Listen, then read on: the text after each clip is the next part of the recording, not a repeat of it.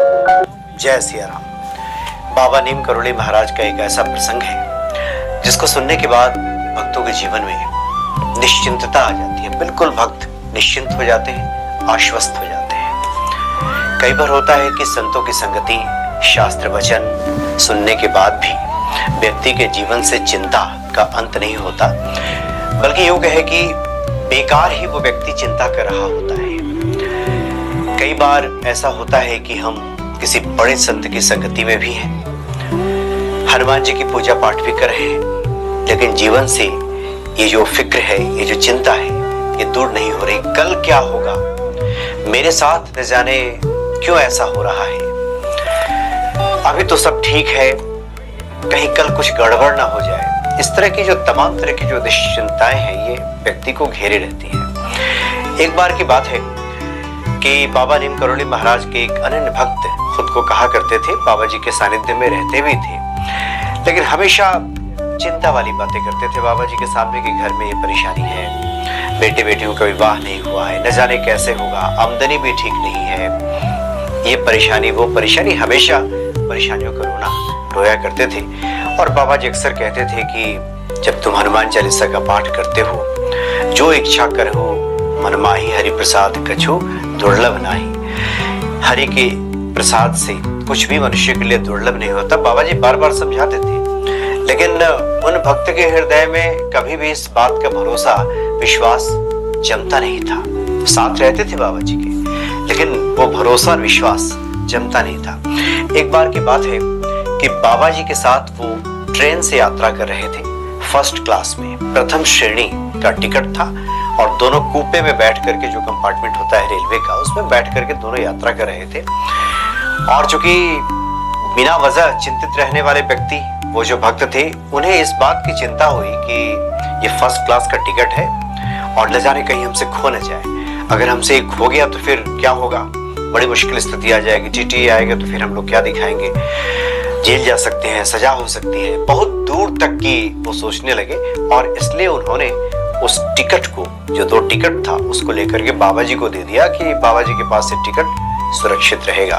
लेकिन बाबा जी की लीला, बाबा जी ने उस टिकट को उलट पुलट कर देखा और खिड़की के पास बैठे हुए थे और खिड़की से बाहर फेंक दिया।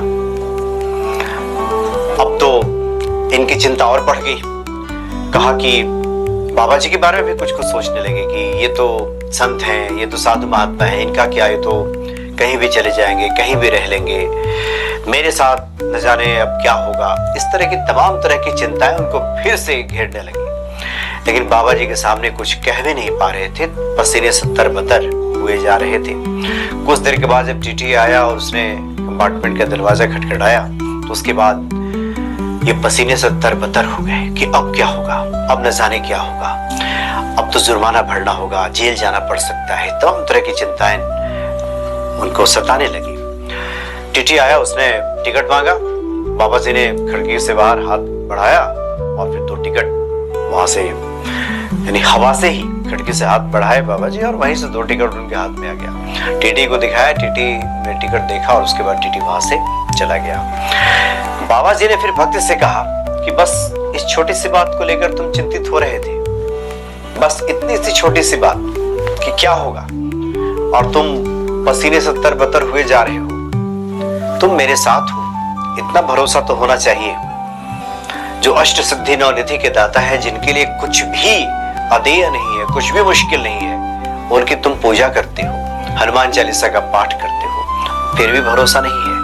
इन छोटी छोटी बातों को लेकर के तुम इतना परेशान होते हो। बाबा जी ने ये स्पष्ट संदेश दिया कि जो लोग भी इस तरह की छोटी छोटी बातों को लेकर के, जीवन की परेशानियों को लेकर के दिन रात चिंतित रहते हैं, चिंता में घुले जाते हैं, उन्हें परेशान होने की कोई आवश्यकता नहीं है। अगर हनुमान जी पे भरोसा है, किसी संत की वाणी पे भरोसा है, बाबा नीम करोली महाराज का स्मरण अगर आ रहा है, तो फिर चिंता किस बात की, फिर सब ठीक हो जाएगा। अद्भुत प्रसंग है बाबा जी के, और इन प्रसंगों को पढ़ने के बाद व्यक्ति निश्चित तौर पे आश्वस्त हो जाता है, निश्चिंत हो जाता है, और उसे लगता है कि कोई ऐसी शक्ति है जो उसे अब उबारेगी, बचाएगी, उसका भला करेगी, उसका अहित नहीं होने देगी। अद्भुत है बाबा जी इस तरह के कुछ प्रसंग जब पढ़ने को मिल जाते हैं तो फिर इच्छा होती है कि औरों के साथ भी बांटा जाए और बाबा नीम करोली जी महाराज की कृपा से हम सभी अभिभूत होते रहे। जय सिया राम।